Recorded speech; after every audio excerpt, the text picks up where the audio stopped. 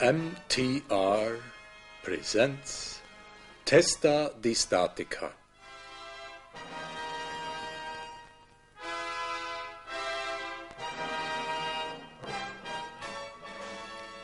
It shows the life and achievements of the spiritual community Methernitha as a whole, and in particular its research work in the area of free energy.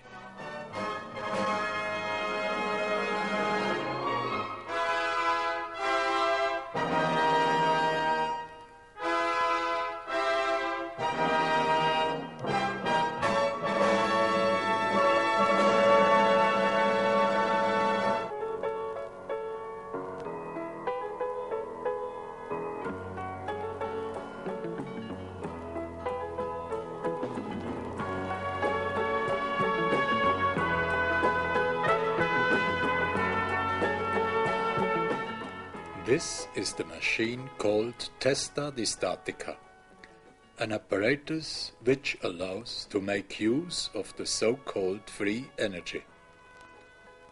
The Testatica is a development of the spiritual community Methernitha, which is a cooperative in Linden, officially established under this name since 1960. Ever since the foundation of Methernitha, there existed a department for research, development and electronics, which was concerned with the problem of alternative energy sources, namely with technologies which were suited to exploit the inherent forces of nature and thus to unlock sources of energy for the benefit of mankind without disturbing nature's ecological balance in any negative way. Any technology man invents should serve him in short as well as in long terms, and this condition is not fulfilled as soon as it opposes nature in any way.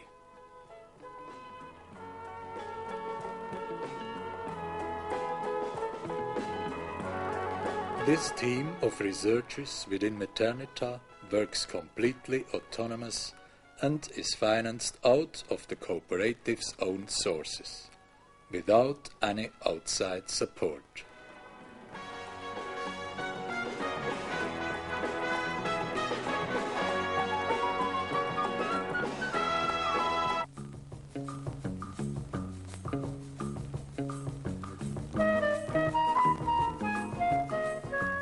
The efficient utilization of wind energy was one of the first objectives of Methernitha's research program.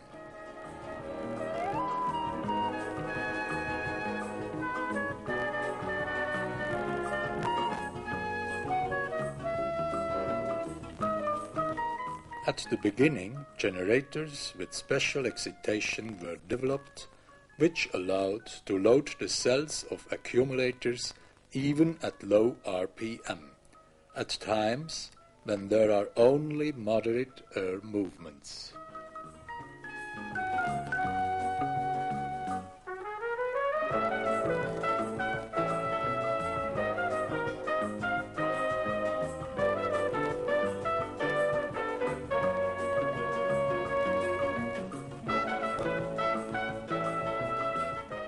Utilizing the kinetic energy of water currents was another field of interest of the development team, but it was pursued more as hobby. The key problem was here to transfer the slow revolutions of the water wheel to an extent that the excitation threshold of the generator could be surpassed by a minimal loss of energy. Also, solar cells and solar heat collectors attracted the attention of our researchers since a long time.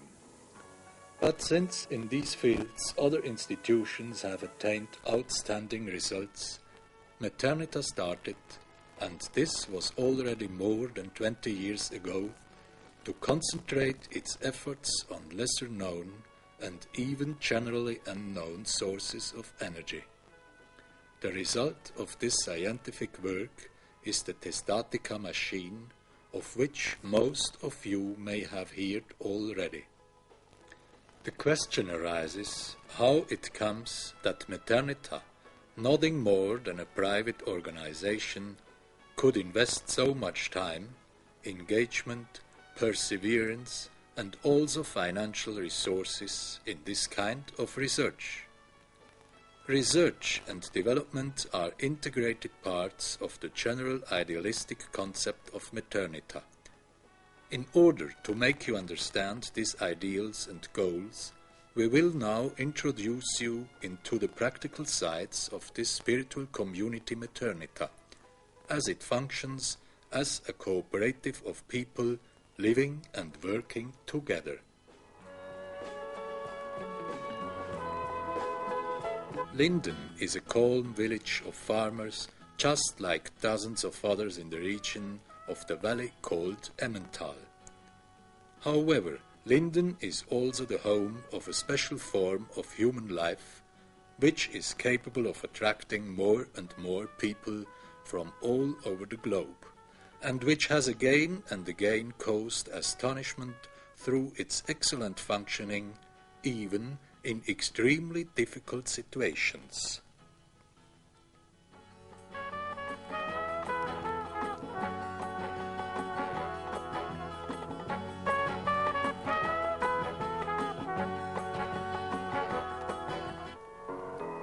There is no doubt that the formation of Methernitha is also a good part of the life story of Paul Baumann. Through his extraordinary technical capabilities, but also through his astonishing practical wisdom, he opened relations to all kinds of people with ideals and in many places, and pretty soon the idea to form a cooperative enterprise took shape.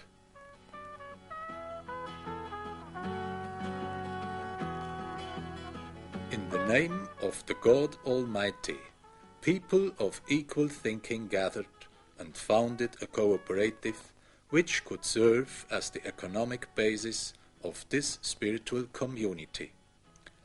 We want to be a united group of brothers and never separate, however severe the burden may be. This was the solemn vow.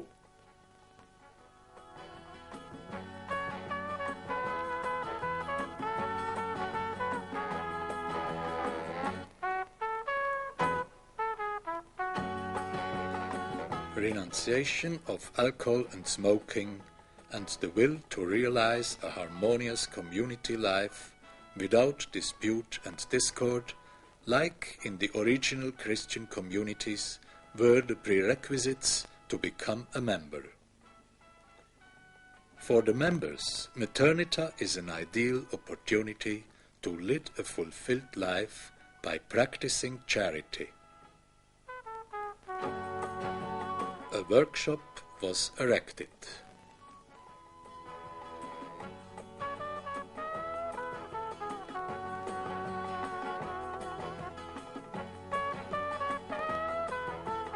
And soon, one house after the other grew on this premises. Also, all construction was done out of own resources and solely with the savings from the common work. Today, Methernitha is an enterprise with several production companies and properties worth millions.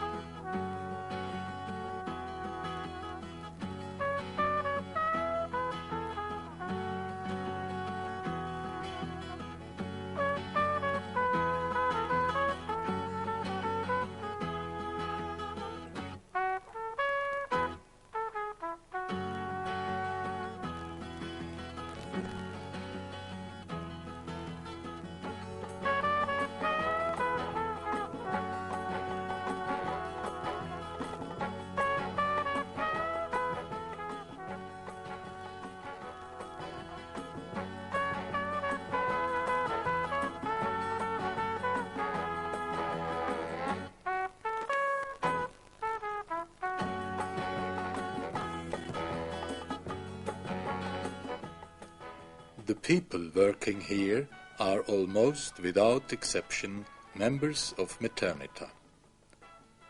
Not even the prospering development which took place over the following decades could impair or even suppress the global idealistic aims. On the contrary, everybody works in his own interest with diligence and great joy towards the erection and the support of their new homeland, and according to the principle one for all and all for one. With this word one can conquer anything. Also the ancient truths appear again and attain respect.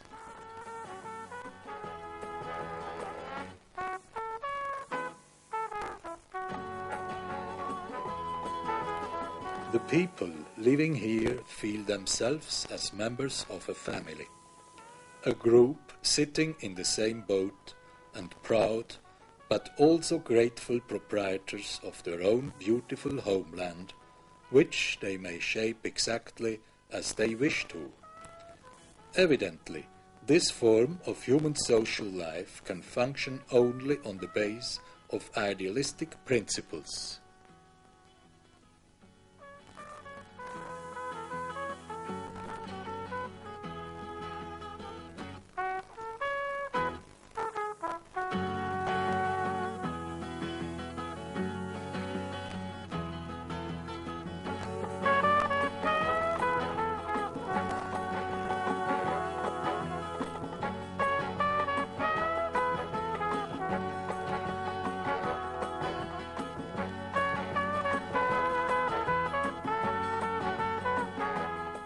The question arises how the realization of a sincere religious philosophy of life may be brought in harmony with a successful economic management. It is not obvious at all that this is attainable. Nowadays, there are many amongst us which are caught in the worldwide and dense network of social and economic dependencies and obligations, and many also feel the confrontation with its problems.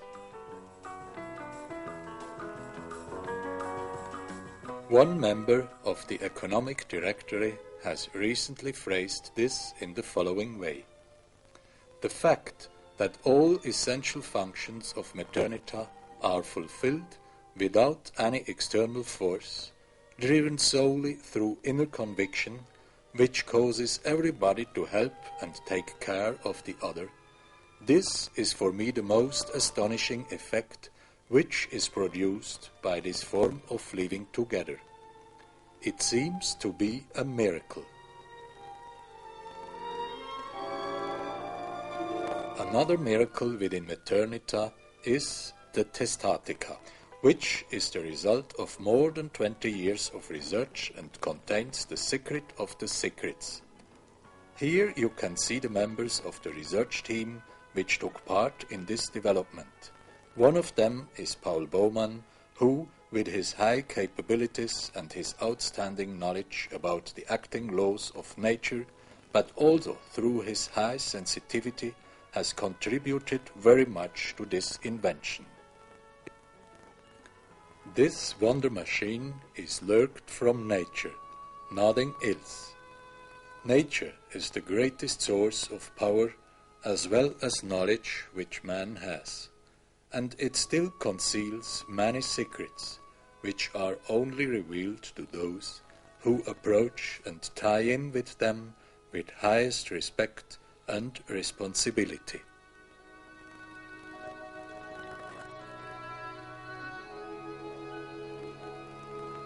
In order to understand nature and to perceive its voice, man is obliged to experience silence and solitude, and it was there where the knowledge about this technology was obtained.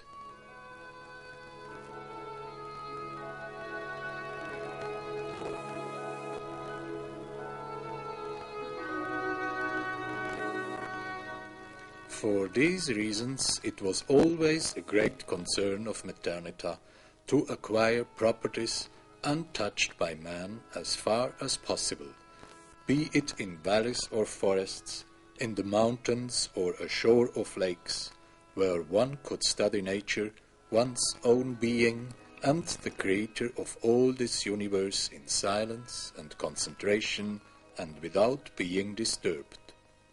The public never understood this properly, rather interpreted it wrongly as an act of seclusion, assuming we had to hide something unclean. We actually had, and still have, to take great troubles to realize undisturbed all the things we intended to accomplish. Whatever we can learn from nature, while being in nature, is of greatest benefit, not only for us, but for everybody. This because all positive expands more and more just in virtue of inner laws. Such undertaking in research and development necessitates considerable financial expenditures. Therefore, we are quite often obliged to construct things with most primitive means and materials. What was thrown away by our affluent society, we collect and possibly set up with it a cornerstone in the discovery of new forces and truths. We were fortunate in gaining the experience that paradoxically the most beautiful and gigantic results can be achieved by just using the most simple means. Never did we use any borrowed capital because we want to stay free Swiss citizens and do not want to be hindered or even bound in any way in the pursuance of our aims.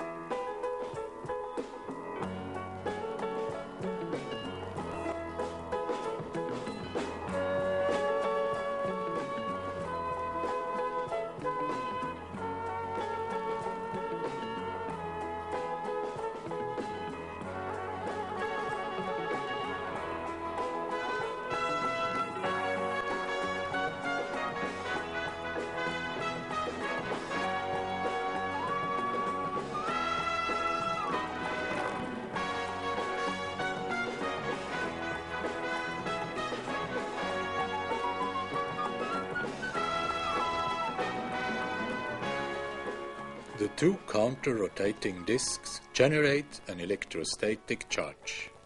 One disk represents the Earth, the other the cloud. Using grid electrodes, the charges are bound. After that, they are collected by non-contacted so-called antenna keys and then sorted. After being initially turned on by hand, the disks rotate by themselves according to the electrostatic laws about attraction and repulsion. A rectifying diode keeps the cycles in steady state, otherwise the impulses of attraction and repulsion would accumulate and cause the disk to run faster and faster. The correct speed is of great importance, and for optimal power generation the disks have to run quite steady and slow.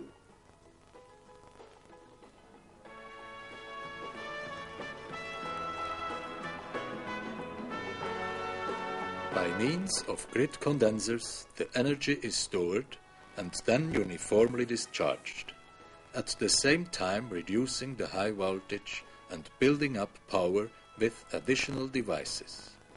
Finally, the machine supplies an uniform direct current which varies according to the size of the model.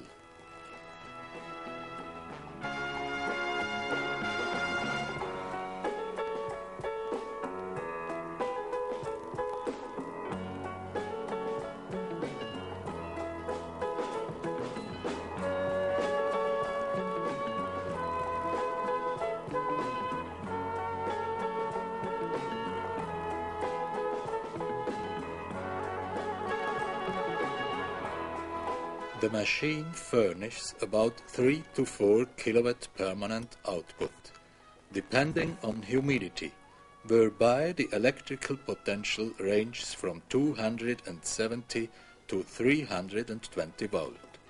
High humidity of the atmosphere prevents the build-up of electric potential. The drier the air, the better.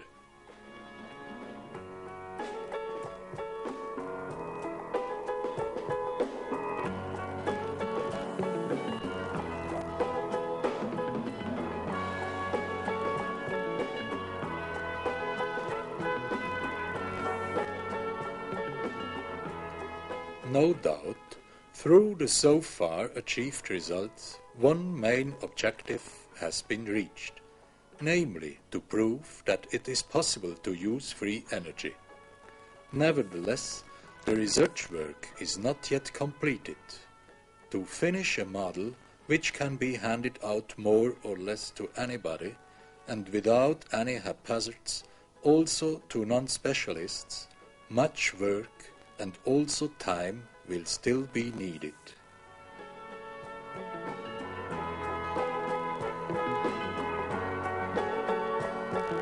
To the educated physicist, many of things of this machine may seem impossible, maybe even crazy. Maybe he is also offended by the conception used to explain the whole. Only partly we could use the concepts of conventional physical terminology in order to explain and define only approximately the functions and properties of the various parts of the machine. After all, it will be necessary to create some more new concepts, like the one we have already used before, when we termed the non-contacting collectors of electric charges as antenna keys. This machine puts experts who are just trained in conventional physics to a very hard test, because its mode of action is not explainable with the state of the art of officially accepted physical knowledge, or at the most only partially explainable. However, also a trained specialist should remain free and independent in his thinking and should avoid to be limited by the temporal framework of publicly admitted knowledge in any science.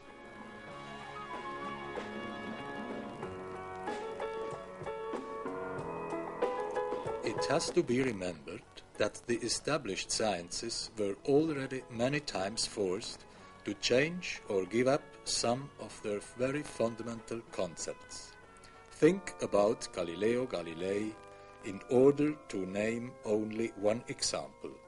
Our human society almost condemned this man as a sorcerer and magician just because he investigated and discovered a truth which seemed unacceptable by the established science of the days. The book knowledge of any time is not wrong, but it is incomplete and therefore allows to draw wrong conclusions. We are part of a new area which brings to light many new facts and new knowledge. The clothes of nowadays science have become too tight and should be stripped off just like the larva of an insect does with its skin.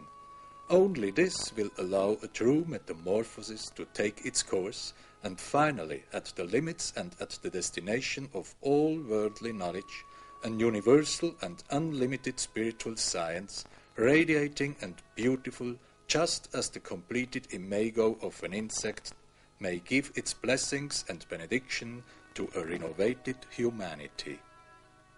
To ever reach there, an universal development of man has to take place, but this is only possible when man becomes aware of his true role within the whole creation, and again learns to recognize his true tasks, because the whole universe functions within a strict and precisely structured order according to the will and word of the Creator.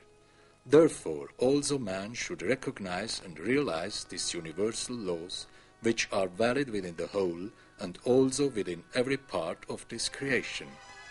but the hard facts rather show how far man has left the divine order through his self-willed and authoritarian way of action, and that he has become the actual cause of all discord and evil on this planet.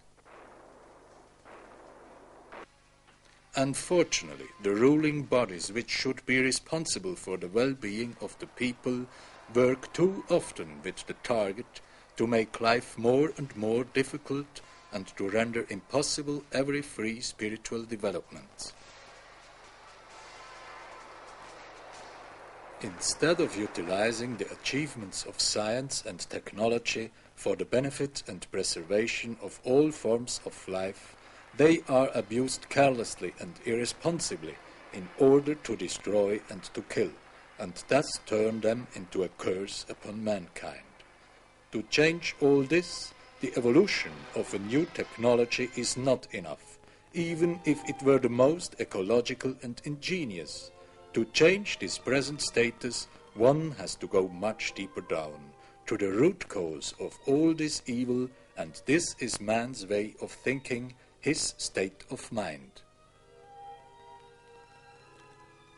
The ancient divine commandments are still valid today, and also show today the way and direction humanity should go, as clearly spoken by the prophet Micah. God has told you what is good. And what is it that the Lord asks of you? Only to act justly, to love loyalty, to walk wisely before your God.